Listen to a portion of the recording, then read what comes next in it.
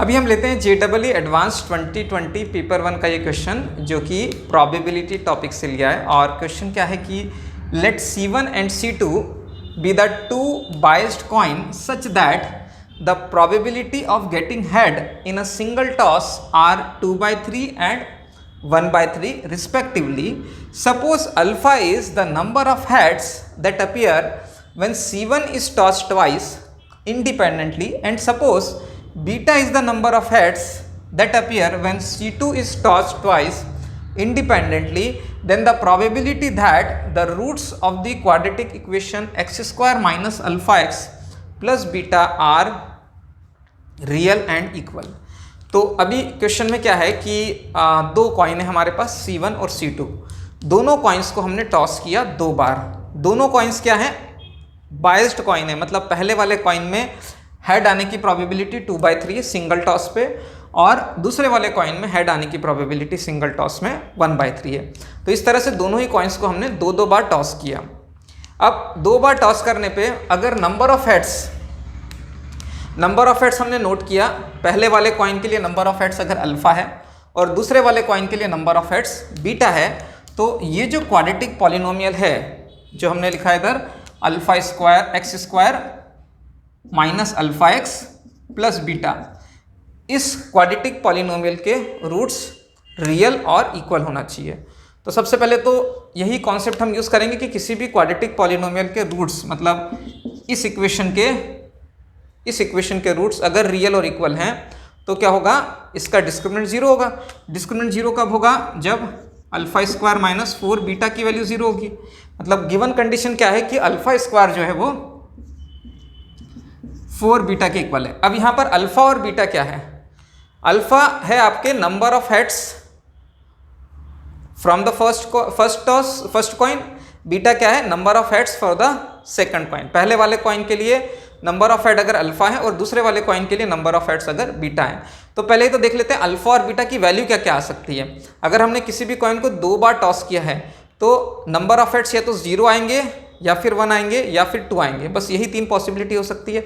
मतलब क्वेश्चन के हिसाब से जो अल्फा और बीटा की वैल्यू है, alpha and beta, they should belong to this particular set 0, 1 और 2।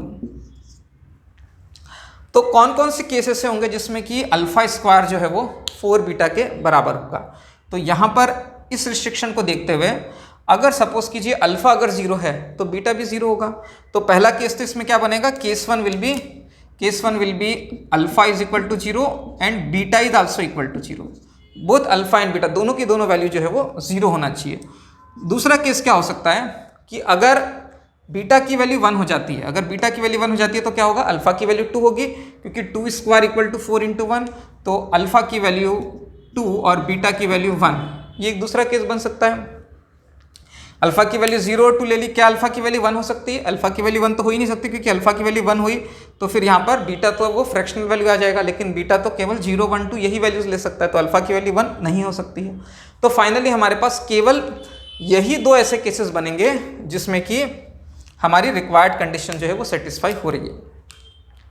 तो अल्टीमेटली मुझे निकालना क्या है, मुझे प्रोबेबिलिटी निकालना है केस 1 की और केस 2 की, और दोनों प्रोबेबिलिटीज को ऐड करना है। तो केस 1 की प्रोबेबिलिटी क्या है कि we have to find out the probability कि अल्फा जो है वो तो 0 हो और साथ में जो है बीटा है वो भी 0 हो। अल्फा और बीटा दोनों की दोनों वैल्यूज को 0 होना चाहिए। ये तो हमारा पहला केस है। अब ये कब होगा, जब अल्फा और बीटा दोनों 0 हैं। तो हमारे पास टोटल नंबर ऑफ ट्रायल्स कितने, नंबर ऑफ ट्रायल तो 2 ही हैं, 2 ही बार हम कॉइन को टॉस कर रहे हैं। तो इस क्वेश्चन में n की वैल्यू क्या है, n की वैल्यू 2 है, ठीक है। अब r की वैल्यू क्या हो सकती है, r की वैल्यू 0, 1, 2 में से यहाँ पर केवल 0 हो सकती है। तो हम क्या करेंगे, बाइनोमियल डिस्ट्रीब्यूशन का फॉर्मूला यूज करेंगे, which is NCR P to the power R Q to the power n minus R। तो n की वैल्यू को 2 रखा तो इधर हो जाएगा 2C0, और probability of getting a head is 2/3 for the first coin. तो पहले वाले कॉइन के लिए हमने इसको 2/3 रेज टू द पावर 0 रखा, फिर 1 minus 2/3 which is equal to 1/3। तो Q की वैल्यू 1/3 है, raise to the power n minus R, तो ये हो जाएगा 1/3 का स्क्वायर। तो ये तो वो प्रोबेबिलिटी है कि पहले वाले कॉइन से 0 हेड आए। दूसरी प्रोबेबिलिटी क्या निकालनी है हमको कि दूसरे वाले कॉइन से भी 0 हेड आए, तो इसको मल्टीप्लाई करेंगे इसके साथ क्योंकि दोनों इवेंट्स होना चाहिए। तो ये हो जाएगा आपका 2 में से 2 0 हेड आए तो 2C0, और यहाँ पर इस केस में P की वैल्यू क्या है, P की वैल्यू 1/3 दूसरे कॉइन के लिए, तो इधर मैंने लिखा 1/3 की पावर 0 मल्टीप्लाइड बाय ये क्या हो जाएगा आपका 2/3 का स्क्वायर।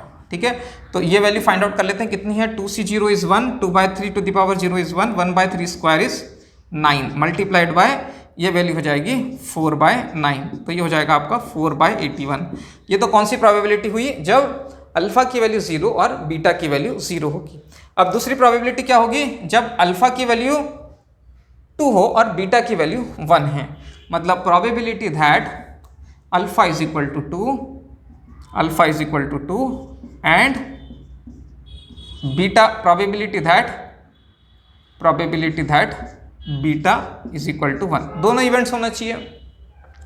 तो दोनों के लिए प्रोबेबिलिटी क्या होगी, इस केस में हम बोलेंगे अल्फा की वैल्यू 2 कब होगी, तो अल्फा की वैल्यू 2 होने के लिए हम बोलेंगे n की वैल्यू तो 2 है, तो r की वैल्यू भी 2 होना चाहिए उस केस में, तो 2C2 हो जाएगा। और इस समय प्रोबेबिलिटी क्या है, 2/3 है, तो इसको लिख दिया मैंने 2/3 की पावर 2, और r क्या है, r यहाँ पे r यहाँ पे क्या है, p की r हो जाएगा 2/3, 1 minus 2/3 which is equal to 1/3, तो 1/3 की पावर क्या हो जाएगी 2 minus 0 which is equal to 2 minus 2 which is equal to 0, और साथ में मल्टीप्लाई होगा ये क्योंकि दोनों इवेंट्स होना चाहिए, तो हम इसको मल्टीप्लाई करेंगे।